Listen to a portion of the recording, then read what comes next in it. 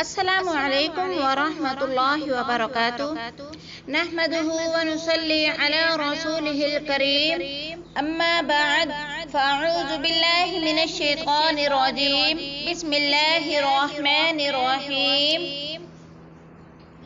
ذوالحج کے پہلے 10 دن کی فضیلت۔ حضور صلی اللہ علیہ وآلہ وسلم کی کچھ ہدایات ہیں، آپ وہ ضرور سنیں۔ آپ صلی اللہ علیہ وآلہ وسلم نے ایک حدیث میں فرمایا ہے کہ ذوالحج کے 10 دنوں میں نیک عمل اللہ پاک کو بہت پسند ہے۔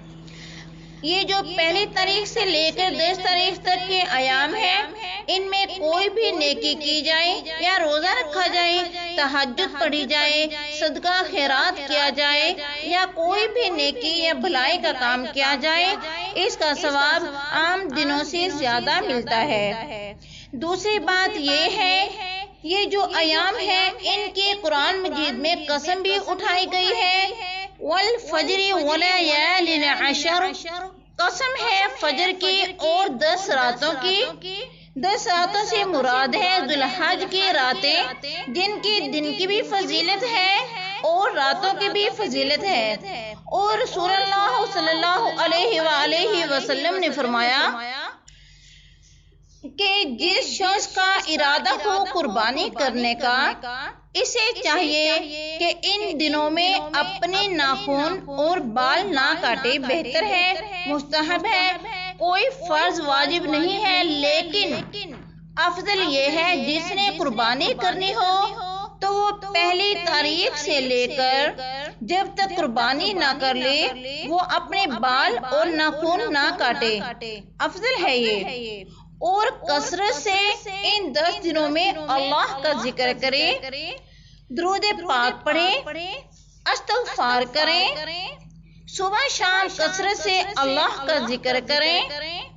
ایک چھوٹا سا جملہ ہے، سبحان اللہ، سبحان اللہ، سبحان اللہ۔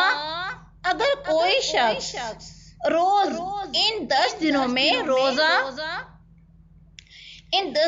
روزہ رکھے اور 100 بار سبحان اللہ پڑھے، اللہ پاک اسے 100 غلام آزاد کرنے کا اجر عطا کر دیں گے۔ سبحان اللہ۔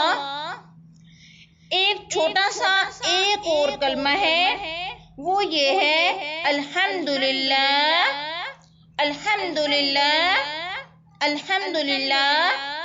حدیث کہتی ہے